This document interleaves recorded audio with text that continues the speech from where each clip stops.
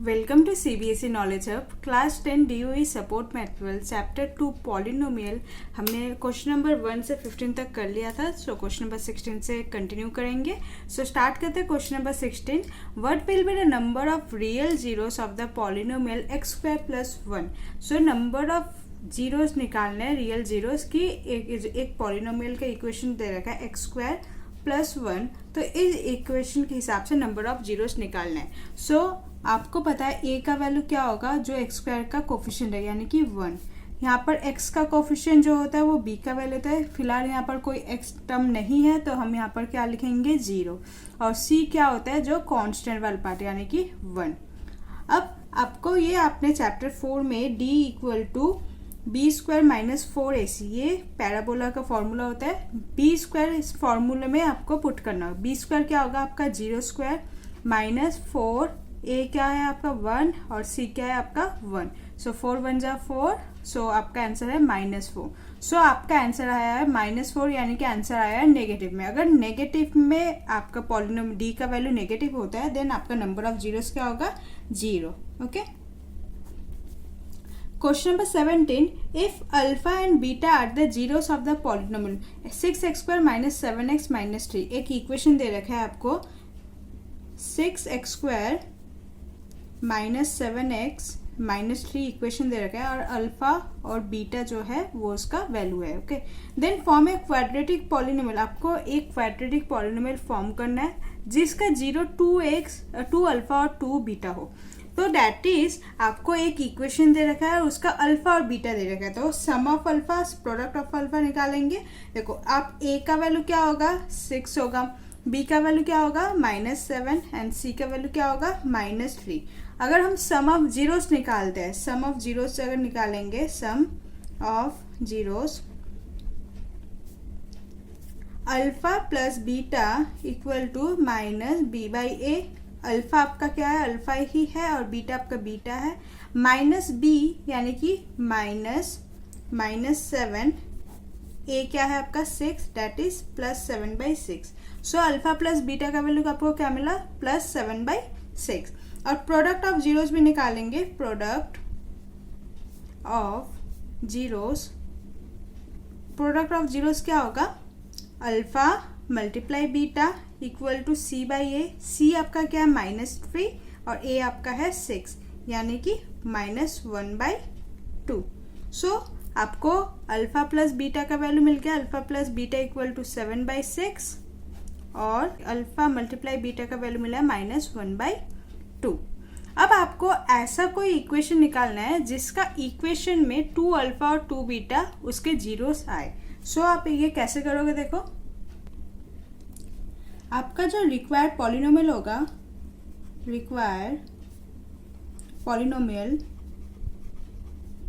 आपको पता है पॉलिनोमियल फॉर्म करने के लिए हमारा एक फॉर्म होता है x square minus sum of alpha और plus product of alpha.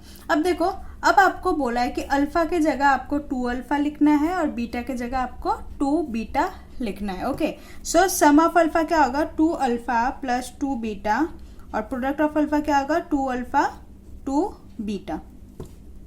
Next आपको इसे सिंप्लीफाई करके कुछ करना होगा। देखो x स्क्वायर माइनस, यहाँ से आप 2 कॉमन ले सकते हो। अगर 2 कॉमन लेते हो तो यहाँ से alpha plus beta by x है, प्लस 2 अल्फा और 2 बीटा है, यानी कि आप ये लिख सकते हो कि 4 alpha beta. Okay, next x square minus 2 alpha plus beta का वैल्यू। देखो अल्फा प्लस बीटा का वैल्यू आपने निकाला है 7/6। सो अल्फा प्लस बीटा की जगह क्या लिखोगे 7/6 x plus 4 alpha multiply beta का वैल्यू आपने निकाला है -1/2। ओके, स्क्वायर -2 7/6 x प्लस 4 -1/2, ये मैंने इक्वेशन लिख लिया है आपको। अब देखो इसके बाद आप 2 1 जा एंड 2 3 जा कट कर सकते हो 2 1 जा एंड 2 2 जा।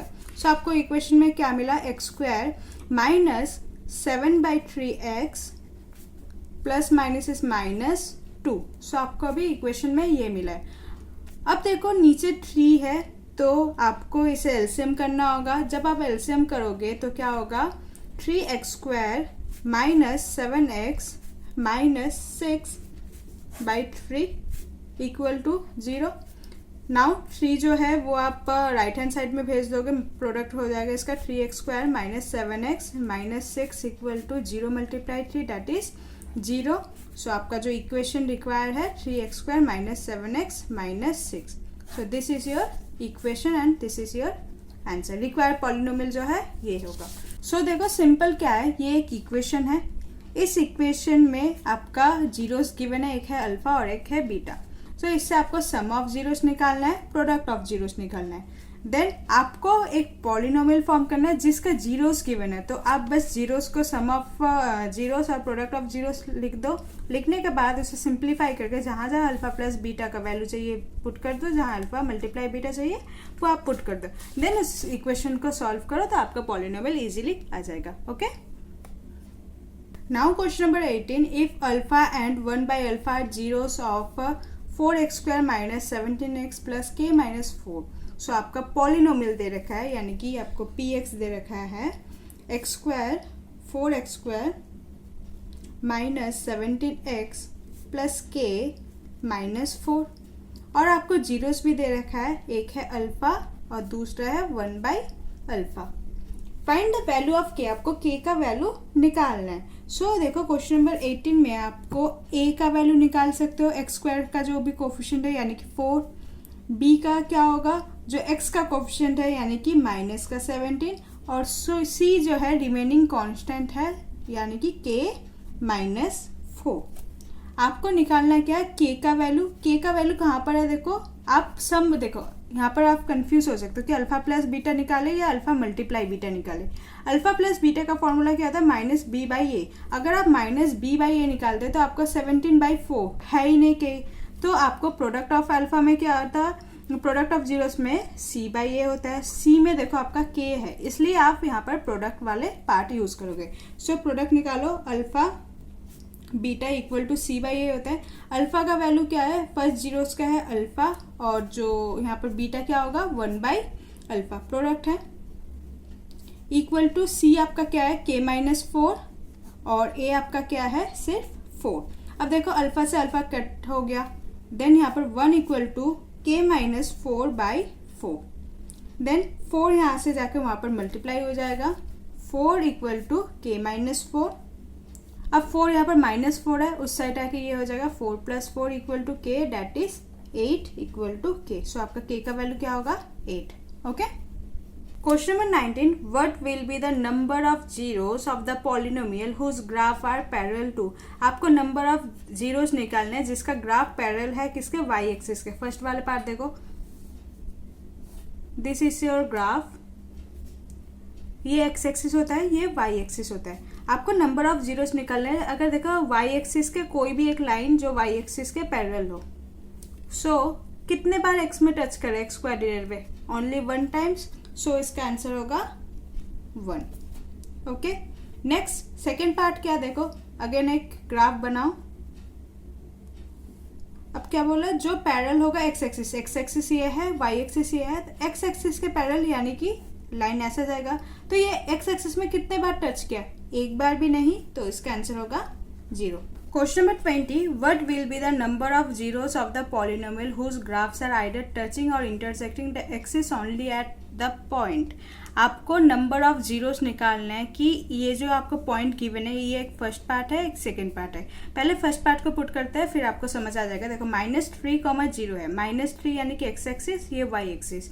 सो -3, 0 इज हेयर, देन 0, 2 ये वाला पॉइंट होगा, और 3, 0 सो इसका जो ग्राफ बनेगा कुछ ऐसे बनेगा। ओके, सो आपको बताना है कि कितने number of time x axis को टच कर रहा है। देखो एक्स एक्सिस ये वाला है, एक बार 2 बार, कितने बार टच किया 2 बार, तो आपको बस आंसर लिखना है 2। सेकेंड पार्ट देखो 0,4 यानी कि 0,4, ये मैं थोड़ा ट्राइंगल सेट करती हूँ, ये वाला 0,0 यानी कि दिस पॉइंट,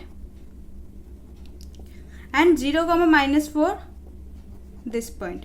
सो ये जो ग्राफ बनेगा ये पूरा वाई एक्सिस में ही टच है। ओके, नाउ आपको बताना है कि एक्स एक्सिस में कितने बार टच किया।